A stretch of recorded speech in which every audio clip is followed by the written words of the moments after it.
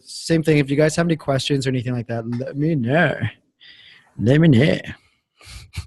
I'm always thinking about South Park every time I make that kind of voice. Respect my authority. But It's the old school South Park. I know. All right. So creating content, guys. So I'm excited about this module for today.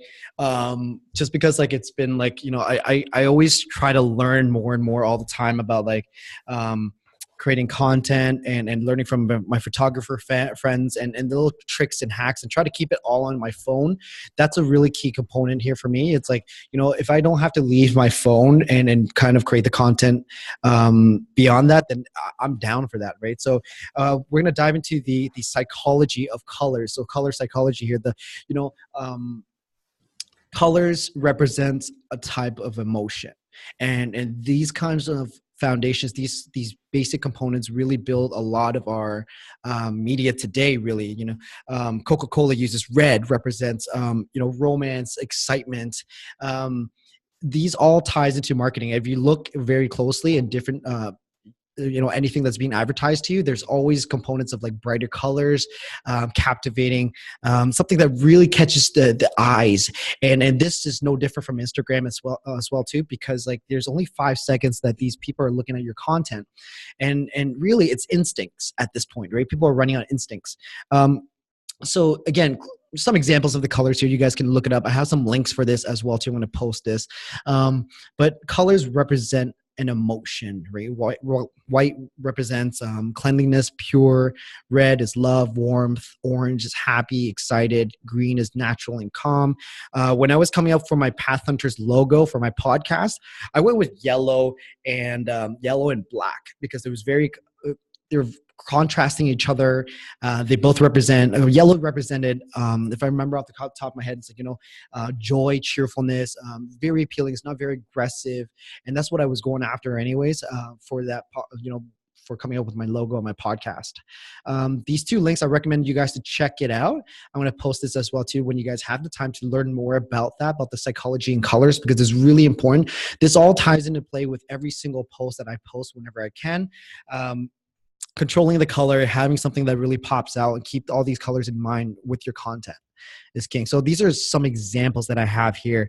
I'll give you guys a moment to take a look at that. So if you guys look to the left, it's blue. It's very nice, calming, makes you want to go to the beach. It provides a type of feeling.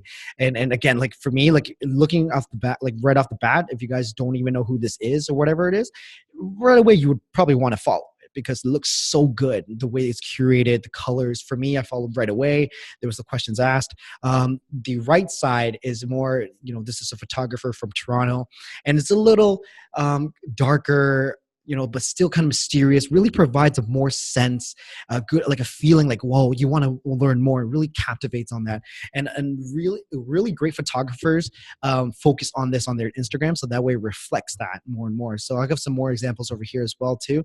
So left side, again, bright, warm, this girl's Laura Reed, and she really poses amazing content that I followed right away. I just love her content just because like the sky, she captures it. She really enhances all that.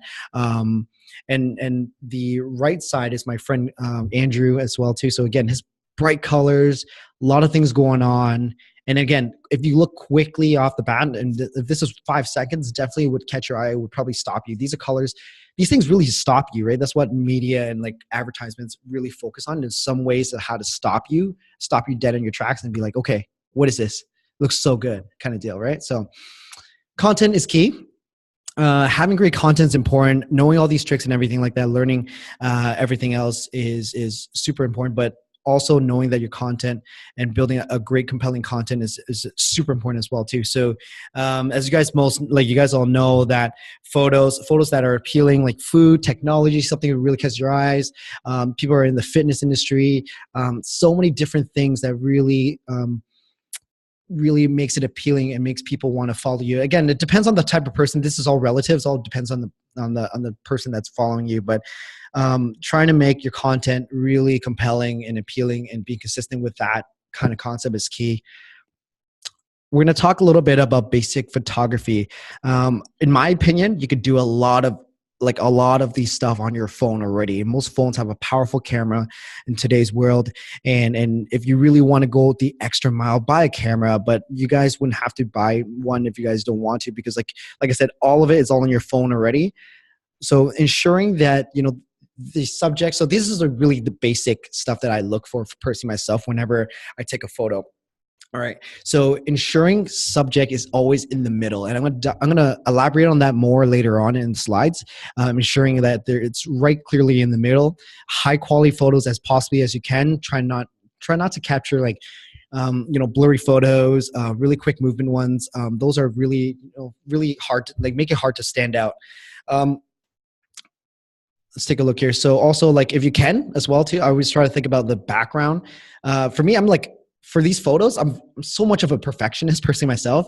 So I remember I was doing a photo shoot with my friend, and we did a photo, and I looked at it, and there was a car in the background that just didn't look very good. And I wanted to kind of move around and see if we can not capture that car. And it was in a parking lot. It was an empty parking lot, but there was just that one car that he caught that it just really bothered me.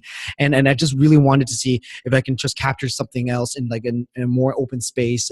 Like I said, controlling the background as well as you can is super important. Contrasting colors, it goes back to the psychology of the colors. I'm always trying to enhance the colors, like blue, red, green, yellow, something that really just like, oh my gosh, stops that person. Again, I believe all this, just do it all on your phone. So must have apps. So I think both of you guys right now in this have iPhones, right? Not yes? Say yes. Yes, no, yes. Nope. I got Android. Okay. Sweet. Android crew. Yes. Yes. But I know Luke has an iPhone. So for iPhones, I recommend downloading this right away, Easel. Easel right now is free, and I love this. When I had an iPhone, I used this all the time when I was adding little quotes onto photos, adding text to your photos, and changing just the colors, and offering filters other than your default Instagram filters is great. I was never. I try not to use the Instagram filters because like it's so generic. Everybody has access to them, but the Easel really has their own presets on filters. So use those if you can, if you want to, and they're good. So Vaunt is another one that is for iPhones. I don't know why they're not offered on Android, but it's really good. It's free. If you have a video, ever seen those videos where there's always like text on top, text on bottom, and then the video just runs in the middle. So this is what that is. This is definitely recommended if you're taking a video and you're talking about a message, or you're a motivator, you're an influencer. This is what adds right into there, because again, keeping it short and concise and really compelling and really catches the eyes is super important. And regardless, whenever I run into these kind of videos on Instagram, unless it's usually in big text saying like, I can't believe they did that. It's such clickbaity stuff, but it really works. So it really captures the eyes and everything. For Android, I recommend using Overlay. So Overlay, I've been playing around with it. It's really fun. It's just creating like, as you guys can see in the example, you can create photos with like adding words to text, and it just offers more different fonts. I'm always trying to, like I said, trying to stand out as much as possible and get this all, trying to be very unique with my content as best as I can. So just like shopping, I love this photo because like this is basically our world today. We just go around, shop, there's shelves and like so much merchandise and products now that you really don't even know what to do. Like, there's so much content, so much color and everything. And I want to talk about the grid. This ties into like what I was talking about, keeping the subject in the middle. So human instincts, we gravitate to the top shelves. If you're looking at this, at this photo right here, you're automatically going to look in the center, the middle, and the front, and just looking at the top middle shelf, right? Never really in the bottom, never really in the top, but just an automatic instinct. For whatever reason it is, it's just human instincts that happens this way. And this grid, you can change this feature on your phone as you're capturing your photos. Just helps you it gives you another advantage, another tool, it's not a tool per se, but it's another thing to keep in mind when you're capturing your photos. This is the example that I took today. So it's for my lunch. So as you guys can see, point 1, 2, 3, and 4. This is the grid thing I was talking about. As you guys can see, it's It's basically, you can turn it on your phones, and I always try to keep the subject at least at one of these points or the middle if I could. And I'll show you guys examples on that, but I recommend just keeping this in mind. And I personally keep this in mind all the time. If you can see the photo right there, it just automatically just look at those 4 points. Same thing with movies. That's why people always want to sit in the back, the middle, never really the front, right? Never, unless like it's a concert or anything like that. But usually, when you sit at the front, you're forced to have your head upwards, and it's very uncomfortable. But your eyes tend to try to look towards the middle. And so again, some of these are my examples and my photos that you guys can see. So me in Vietnam, that was me. So right away you can see I'm in the middle of this, and in the background, it's such a gorgeous photo. I miss Vietnam, by the way. It's the best. So yeah, so this is basically just what I was just saying. Subject is in the middle. At the 4 points, automatically you would look. You can see right here, the middle photo is Toronto, right? So it's sunset that day, and I was like, wow, this is a gorgeous photo. And I had to capture the sun setting in the middle of it, because you see it, like I said, right away, you guys would look at that right away, nothing else. And then afterwards, once it triggers in your mind that you're looking at this photo, and then you'll look at the whole picture. It's just human instincts. Same thing with the right one. Right away, you're looking at my coffee cup. I know you are, because that's what I did too. So, and then whatever comes afterwards, whatever noise in the photo comes afterwards. So another thing is to have your content really compelling, really fun, is being creative with it. Figuring out ways, experimenting. I'm always experimenting and learning different stuff from my photographer friends, and always trying different angles, different brightness, zoom in, zoom out, physically lay down on the ground. I've done that multiple times, right? Physically laid down on the ground just to capture that wonderful angle. Throw a prop. So there's a prop that I actually recommend getting that I love to bits. Where is it? So this one right here. So it's a prism. So as you guys know, that this basically just creates rainbows and stuff, and you can create content similar to, let me look here. This internet is killing me. Come on. All right. So his name is Brandon Wolfel. Here he is. So, oops. What is that? Brandon, come on. There we go. This one. Okay. So I love this guy's content, by the way. And he uses that prism to create that light effect. As you guys can see, like the rainbow, he holds like a CD at the front, something like this. So these are just gorgeous, and it just adds extra kicks and effects to this. And it's just so beautiful, and it's just so appealing to the eyes, the colors and everything, right? So this is someone that's very mindful of everything, the colors, the feeling, the story right away, right? Because like I said, people always say that you can always tell a story, right? From these kind of things, like, pictures worth 1,000 words. So yeah, so be creative, get a prop, could be anything, a CD or anything like that, to kind of just change it and distort it a little bit and actually add extra effects to it. There's always a pattern to your post. So there is an analytics section in all Instagrams that shows you which post does really well. You can take a look at everything from impressions to likes to comments, to clicks, to even how many people goes into your website, taxes you, and anything like that. For me right here, as you guys can see the analytics of that. So I recommend for all of you to go in there, because like there is always a pattern to your posts. So for me, as you guys can see right now, that it's usually just me and my shirt off, like, just from my transformations, my fitness, and people that I've interviewed for my podcast, travels shortly afterwards. I wish I could show you afterwards. Actually, I can show you afterwards. Actually, it's not an issue. Yeah, it's just beautiful and great information that to have, to know, and then trying to curate content surrounding that theme, right? So always remember preparing hashtags, right? When you're posting, content creation is key. So I'm always checking back at, what kind of hashtags are changing all the time. What are the top hashtags? Really, there's on all-hashtag.com, you can see that there's a random button as well too, to look at different random hashtags that you can use because another thing as well, the top hashtags have millions and millions of people looking posting on that specific hashtags. But if you go random, the numbers could be 100,000 people looking at the content, right? Or posting on that hashtag. So using both sections, both features are super important. Save all your hashtags on your phone. Can't stress it enough. It's super quick, saves you a lot of time. Add a location on your post whenever you can. So yeah, drives more traffic. And again, don't put yourself at a disadvantage. Always maximize whatever features available that Instagram offers and utilize that.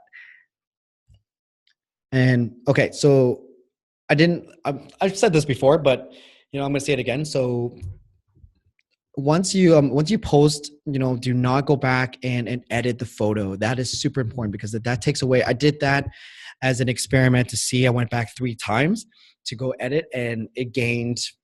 Let me look right now. I'll look. And it only did 50 likes, and it wasn't as great of engagement as it should than my usual post. So once you post it, and then that is final, right? So making sure that double checking all that is super important. So some tips, recommended tips: batching your content once a month, twice a week, or once every 2 weeks, or whatever it is. Whenever you can, batch your content, because I know sometimes that content creation is tough, and sometimes you just run out of ideas, and you just being consistent is the key. So creating and batching all your content is super important. Spend a few minutes taking a look and take a look at your analytics, your content, and see what's doing really well, and then practice makes perfect. Going back, I specifically stick to taking photos on my phone to kind of get better at it. So that way I'm always using the grids and trying to focus on creating more compelling photos. So that way it's just more practice, right? And more practice makes perfect. And that's all it really is. And remember, just be really, just create something that really represents you, and be patient. Your 1,000 true fans will come. Again, it's just about showing up and being consistent with it. So yeah, so that is the slide. And what I'll do, I'm going to take a moment here. Do you guys have any questions, by the way? No? Yes? No? Okay. Julia, what's up? Welcome. All right. So what I'm going to do is hopefully I can share this. Okay. So I'm going to share with you guys my phone. Okay. So I'm going to do a live post right now. It's working today. So let's see if it works again. What? Come on.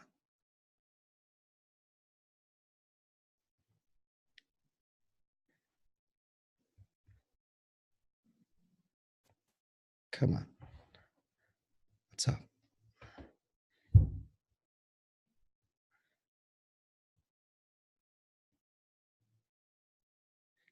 No, don't tell me it's not working. Come on. What? Try to unshare the screen and then share it again. Okay, hold up.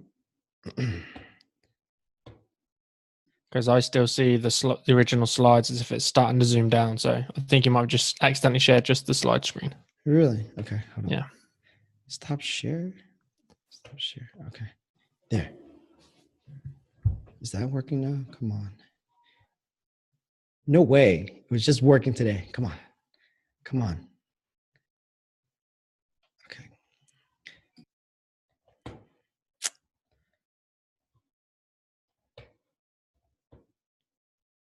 Yes, yes, yes. Yes. No. Man. Oh, come on. No way. Hold up. Sorry about this, guys. See, it always works at a time when you don't need it to work. No kidding. Like, what is this? Are you pulling it up just on your screen? No, so on your computer screen? It's supposed to connect with my phone, and it was working today. I was testing it. And now I'm going to make sure everything's off here. Come on. How does it connect? Like Wi-Fi or Bluetooth? Both are on anyways. Should be Bluetooth, actually. You're kidding me. Come on. Oops.